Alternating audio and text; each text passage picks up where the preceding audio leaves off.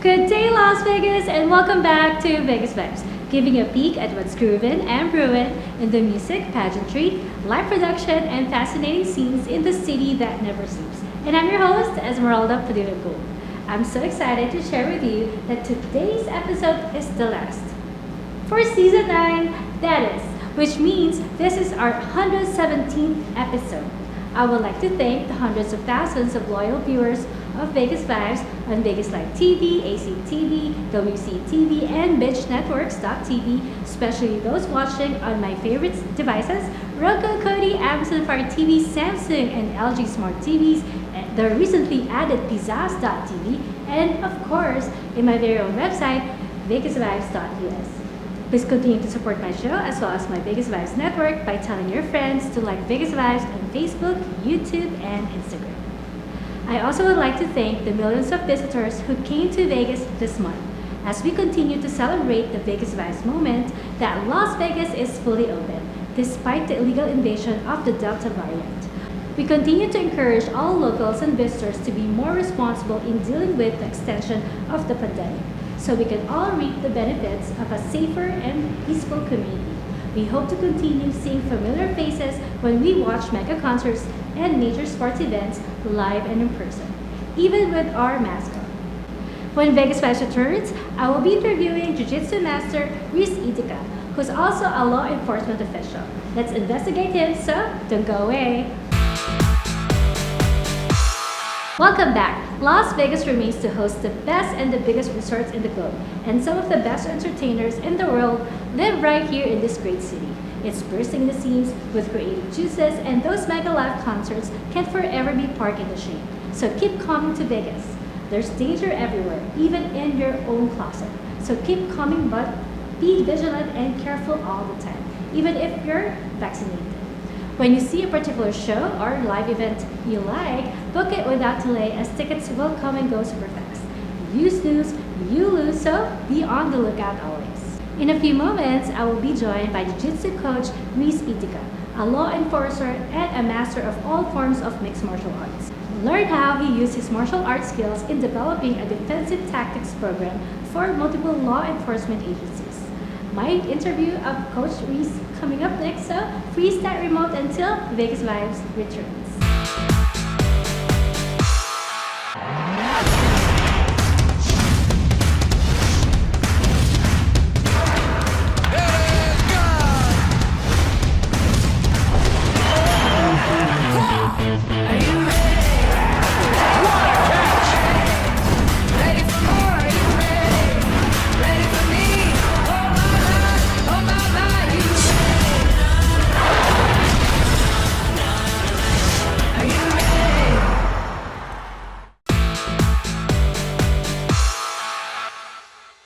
Welcome back to Vegas Vibes. On Vegas Vibes, we feature amazingly talented people from many walks of life who contribute to making our world a better place by getting involved with their communities and the many other incredible things that they do.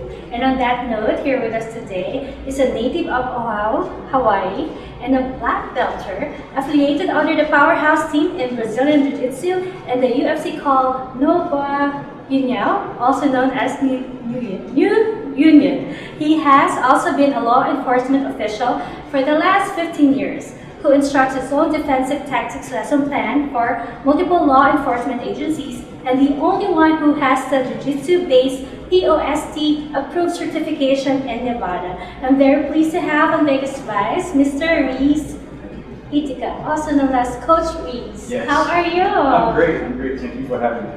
It's a pleasure to have you. Thank you for being with us today. Well, you started at the early age of 13 years old. Yes. And you practice in the arts of Kenpo, Muay Thai, Kali, Jun Fan JKD, wrestling, boxing, and shootfighting. What else don't you? what else do you not do in the mixed martial arts? Yeah, you know, it's funny because I started out in Kenpo first, about a year and a half, and then I received my black belt in Kenpo from my teacher, Jason Aragana. And then I took a break at that point, and then I went into the Army National Guard. And after the Army National Guard, I guess the martial arts kind of sparked up again. I took a couple of magazines from the store, started reading it, and I got that spark again, and I want to get back into it. I just didn't know how.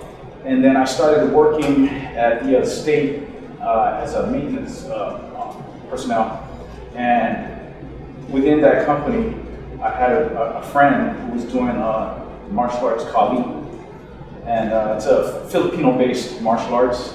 And as I started working with him, it led me on to a broader type of spectrum of martial arts, because he learned from Daniel Santos, which is a Bruce Lee student.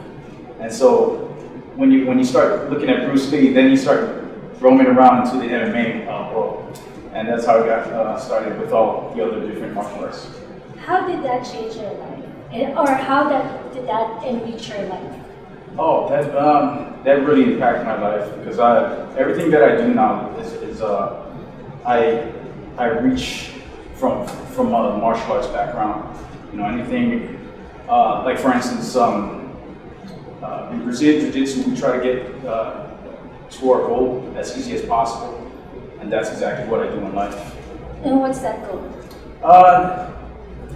Actually, right now, just making people's lives better. You know, I think just having a better, giving people a different perspective in life. You know, having a positive mindset. I think that's, you know, I can help out people like that. And you can get that out of the discipline you get from doing martial arts. Yes. And you're also teaching. I am teaching. How long have you been teaching? I have been teaching Brazilian Jiu Jitsu since 2015 until now. And what do you think are the important qualities of a teacher? Important qualities, I would say. How would you describe yourself to your students? I'm really open-minded, you know, and I'm very inviting. I like to show people tools and a good perception, but all in all, it's kind of like their own little journey. I'll be basically their guide on how to use those tools, but everybody else will have their own type of little journey as far as using their techniques, you know, finding goals within their systems. What do you love about teaching? Just watching my students be successful in anything, even in life. You know, I'll watch them at tournaments and I'll see the success, but that also filters in through their lifestyle as well. You know, it brings confidence to their system, and you know, they feel much better about themselves afterwards. What do you think is your greatest motivator? My greatest motivation, my family.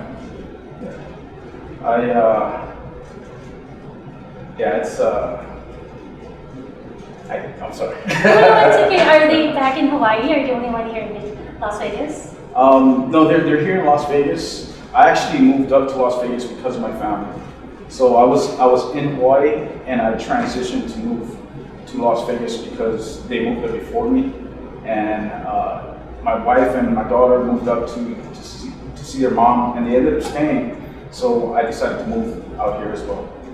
May I ask why do you get emotional when you talk about your family? You know, because in our martial arts, our little slogan in our martial arts is more than a team, a family. So we're very close knitted, and everything that we do is basically family driven. You know, so everybody's really close. Everybody knows about each other. Everybody's weaknesses and strengths, and you know, we try to pull together. You know, no matter what. How does your family react to what do you do right now? Like, you're a teacher, you're a coach, also you're a law enforcement official. What exactly does that mean? What do you do? I'm a corrections officer by trade. I'm basically the person that helps to detain people in the jails and keep them in the jails. My my family was very supportive of me as far as my career in law enforcement and the martial arts, because they know they kind of go hand in hand. In law enforcement, there's a lot of stress, so you have to kind of have that little medium and balance, Yeah, how do you handle stress and difficulties? It's a tough job. I mean, I think. Yes, you're right. It's a very tough job. I think the way to handle it better is to treat people like you would want to be treated. So. The golden rule. Correct. Yeah, the golden rule. That's what I do nowadays. I don't go out there thinking that my badge will back me up on everything that I do. It's basically I go out and treat everybody the same as if I wanted to be treated. As a coach, you mentioned that you want to be, you treat people the way you want to be treated. But with your students, and you see them, going the wrong path or using their knowledge in martial arts in the wrong way, how do you approach that? It's funny that you said that, because a while back when I got into law enforcement, I was about to start an academy. My teacher, John Lewis, he kind of pleaded with me and said, "Hey, are you sure you want to quit jiu-jitsu right now? You're on the incline. So if you stop right now, everything might flatten out." Yeah. And it'll be just like, everybody thinks it's like riding a bike, but it's like when you get back to the martial arts, you have all the puzzles, pieces of a puzzle, but you just can't seem to put them all together. You know what pieces are there, but you just can't put them all together. And it just takes time, But yeah, I tell my students all the time, just try to have a positive mindset, don't give up. That's the main thing. It's, no matter how hard it gets, just don't give up, and that's with anything. That's even in life. Yeah, failure is part of your success. Failures are part of your successes. Right. You always learn from your mistakes, right? Yes. And nothing would, you would not be able to arrive to your goals if you quit in the middle of, or if you get discouraged. Absolutely. So having said that, what values do you think you can teach your daughter with all these experiences that you have experienced in life, career, personal? How would you like your daughter to see you?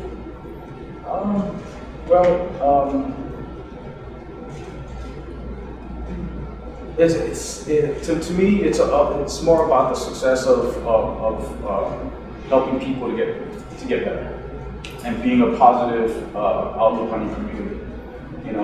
To me, money's not as important as the way you are seen in the public.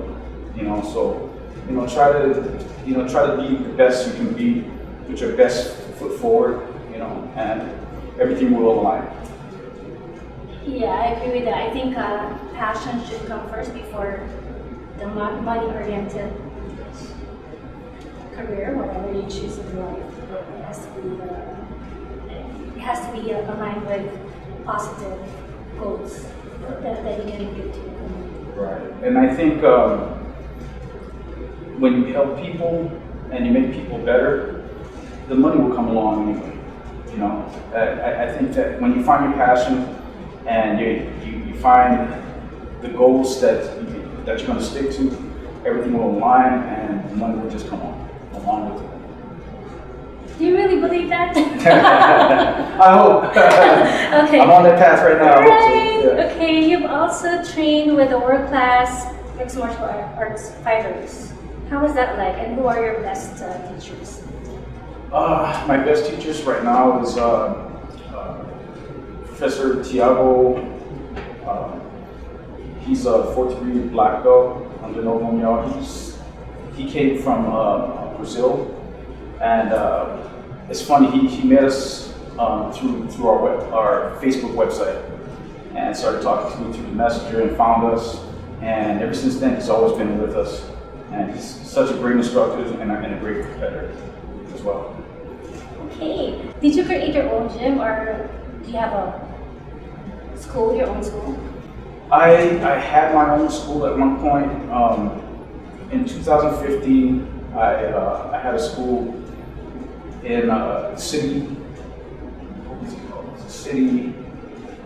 athletic gyms, and where was that located? that was located on, I believe it was Sahara and Buffalo. Oh, here in Las Vegas. Yes, here in Las Vegas. Yeah, so that was going pretty good, and then things happen. When you start off in the business, you're gonna have your ups and downs, and a lot of times it'll be between managers or people partnering with you in the leasing part, and we had a couple of issues, and then later on I was able to find my own place and just to lease by myself, and it was great. Do you still do that, or? No, actually, I met with Calvin, somebody that you already interviewed, and Calvin actually gave me a proposal from Radical Training Center, and he said, "Come on over and talk to the owner, and he wants to really meet you." And so I got to meet with him, and he found out about my background, and he found out. You're more than qualified. Yeah, and he found out that I was a nice guy, so he said, "You know what? Can I have you here? Can you our head training jiu-jitsu practitioner?" And I said, "Well, I have I still have a lease on the other side," and he just bought me out of my contract, and oh, that's wonderful. that was it. Yeah. And you've been with him ever since. I've been with him ever since. That's wonderful. Let's talk about your law enforcement career. What's that like? I know you mentioned earlier that it's a tough career to be successful at. It is. How did you get into that? Actually, was that something that you've always dreamed of doing, or what motivated you to sign up for it? My motivation actually was to be a street officer, a street cop. And when I was applying around, City of Las Vegas detention centers was one of the first first government agencies to call me. So at the time, the job that I had wasn't paying much of the bills, so I kind of just slid in there. They gave me an opportunity, and I took it. And that's how I started out in law enforcement. Can you say that's the best decision that you ever made in your life? Or would you rather do something else? Actually, I found that a lot of people in law enforcement, they kind of got into law enforcement the way I did, where they needed a job, and at some point or another, you actually appreciate the job, So that's how it is right now. I appreciate the job as it is right now. It's done a lot for me. It's given my family a lot of things. So yeah, law enforcement's great. Yes, thank you. Actually, we're very grateful for what you signed up for what you do for us. You should. Okay. What do you believe when one say live your best life? To live your best life. What is it for you? How do you envision yourself living your best life? My best life is just to, stick with my passions. Stick with what you love doing. At that point, it doesn't become work anymore. It's something that you always want to do. You don't wake up and be like, oh man, I gotta do this again. Right? So I think if you stick to that type of mindset, and you're very passionate about your goals, I think you have a great life, and and having that to share with your family is great as well. Having said that, what do you strive for? What is do I there anything strive else for? that you would like to achieve in this lifetime? At this point, I'm almost done with my law enforcement career. So I'm ready to retire? Soon, yeah. It's like maybe 5 or 6 years. Oh, wow. Yeah, and I just want to continue what I'm doing right now. You know, just continuing to touch people's lives and continue to make people better. Enhance their lives through your teaching. Correct. Yeah. Right? And so right now, what are your priorities? My priorities, right now is to basically give a better perception in law enforcement. Right now, there's bad perceptions in law enforcement about how we do business, and that's the reason why I created that defensive tactics, was to we exposed a lot of times off of video, and the defensive tactics that I've created was something to where there was no striking. A lot of it was just hands-on, but to control people. You know, it looks good on camera. It looks like you're trying to stop any type of action, and it looks defensive. You can't really say defensive when you're punching someone. You can't strike anybody and say it's defensive. You know, I think because a punch is offensive. So anytime you throw a punch, you can't take that back. So yeah, I'm really striving to have a better outlook on law enforcement. You know, so that's why I'm trying to help people. I've had multiple law enforcement agencies reach out to me and take my course, and they were so surprised about their success. You know, they call me all the time, like, man, wow, why didn't you come up with this before? You know, I said, hey, well, nobody asked me. So yeah, that's it. You know, I just want to be a better and positive community, better and positive influence on a community. Sorry. If there's anything that you would like to impart to anyone, or words of wisdom, who would like to be a law enforcer or a martial arts coach, what would it be? I would just say, be open-minded. You gotta reach for your dreams, and it doesn't matter what you touch upon.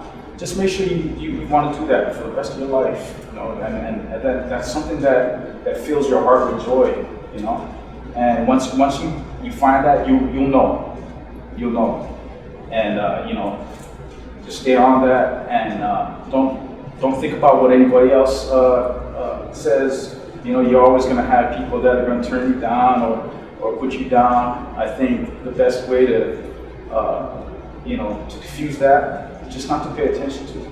You know, do what you do. That's it. Thank you, Coach Reese. Please invite everyone. Where can people find you if they need your service? Sure, you can find me at Radical Training Center. Also, you can find me on Novo and Yao, Las Vegas, Rivals BJJ on Facebook. Thank you so much, Coach Reese, and I wish you all the best and keep enhancing other people's lives. Thank you. Well, catch me here next week as I feature another amazing personality here on Vegas Vibes.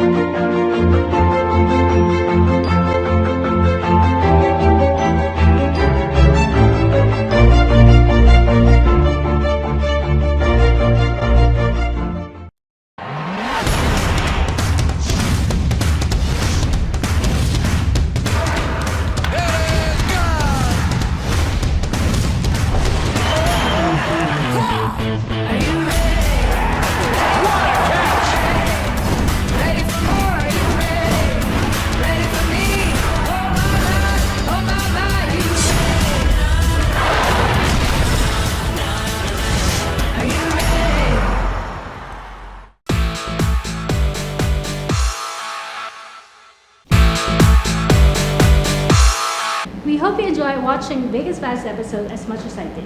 Promise to join me again next week on the same fabulous Vegas Vibes channel.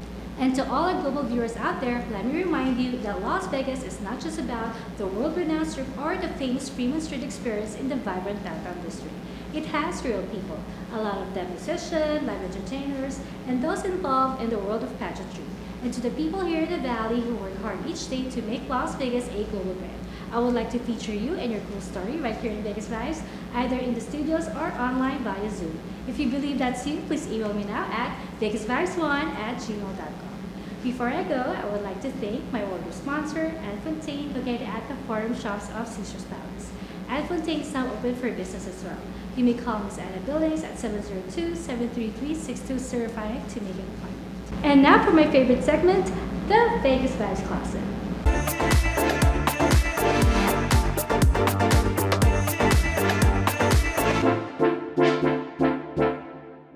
Yes, it features an intricate selection of health and beauty products which I personally use. And this week I have for you Elemis Daily Defense Shield SPF 30. This broad spectrum SPF 30 sunscreen helps protect the skin from environmental microparticles and harmful UV rays.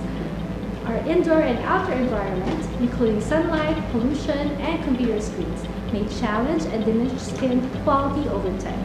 Daily Defense Shield steps up the skin's defenses with a super light texture, including coconut and jojoba oil, leaving the skin feeling nourished, soft, supple. A perfect base for my makeup with broad spectrum against environmental factors including UV rays, high energy, visible light, and pollution. I just love Elemis Daily Defense Shield SPF 30 because it is weightless, fragrance-free, non-greasy cream. It nourishes my skin with a refreshing boost of hydration. Provides the perfect base for my makeup or a perfect partner with my favorite baby cream.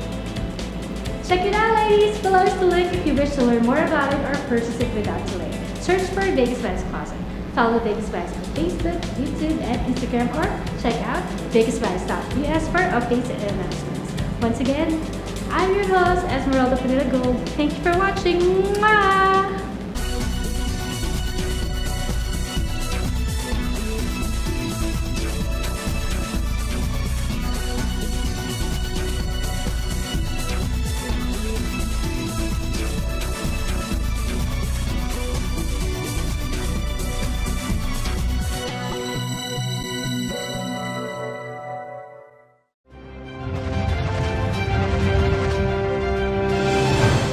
This has been a presentation of VATV.